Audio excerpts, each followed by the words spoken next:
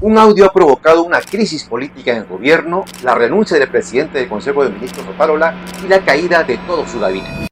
Un audio en el que él se presenta bastante amoroso con una jovencita a quien le dice: amor, ¿dónde están, cómo están tus gatitos? Dime si me quieres. Un audio realmente que ha llamado la atención porque la jovencita no ha negado esa relación sentimental, aunque ha dicho que este audio se grabó en el 2021. Es decir, Otárola no habría sido en ese entonces funcionario público y de esa la puede librar. Sin embargo, aquí hay una cuestión que hay que investigar más hasta el fondo, ¿no? Porque esta chica sí logró obtener órdenes de servicio del Ministerio de Defensa por más de 50.000 soles. ¿Cómo lo hizo? Va a tener que decir. Y si Otárola tuvo o no participación, también va a tener que hacerlo conocer.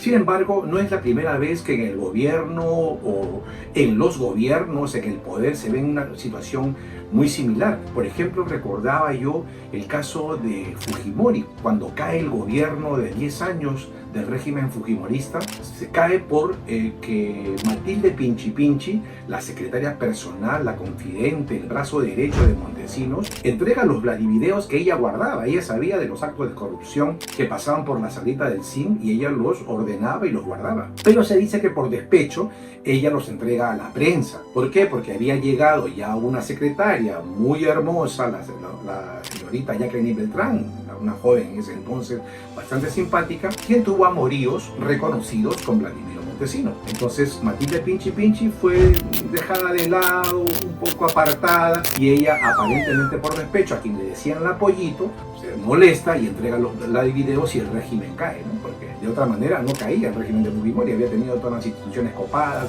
los departamentos de prensa, los canales de televisión, los medios, etc. Pero un video, por el amor de una mujer o el despecho de una mujer, cae el régimen de Fujimori y Montesinos. Años más tarde se conoce el gobierno de Toledo.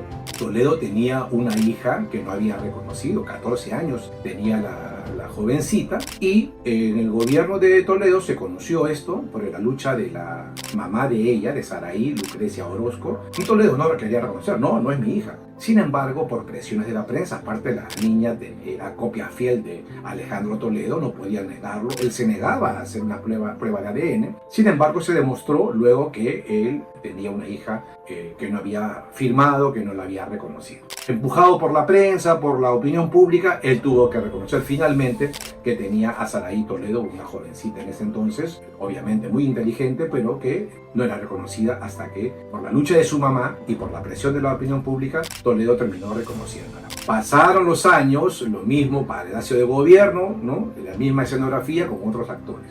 ¿Quién fue? Alan García. Alan García, empujado por la prensa y por la revelación que dio César Hildebrand de que él tenía un hijo, pero que no lo había hecho dado a conocer a la opinión pública, o sea, todos sabíamos los hijos de Alan García con Pilar Nores, pero no sabíamos que tenía otro hijo, Alan García. Empujado por la opinión pública, Alan García tuvo que salir en conferencia de prensa al lado de su aún esposa Pilar Nores a dar su versión y reconocer que tiene otro hijo. Y dice: sí, efectivamente, yo tengo un hijo, lo ha reconocido, tiene todo legalmente, con la economista Rosanne Chessman. Entonces todo el mundo dijo: wow, ¿qué pasó acá? No sabíamos esto, no se había dicho. Hasta que Alan García reconoce públicamente que tiene un hijo fuera de los García Nores.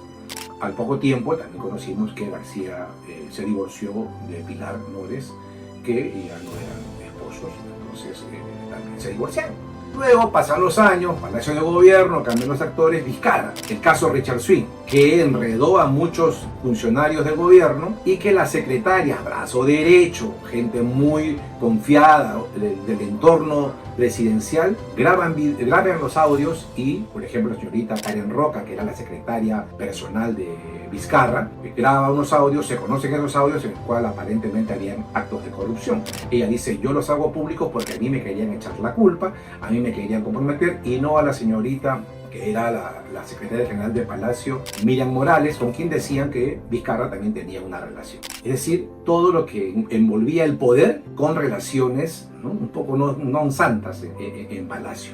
Y luego pasa lo del bebito Fiu Fiu, ¿no?, que a Vizcarra dicen, aparecen unos chats que sale con una chica en el Cusco, que se encuentran ahí, y que ella le decía mi bebito Fiu Fiu, y qué sé yo, amoríos aparentemente extramatrimoniales.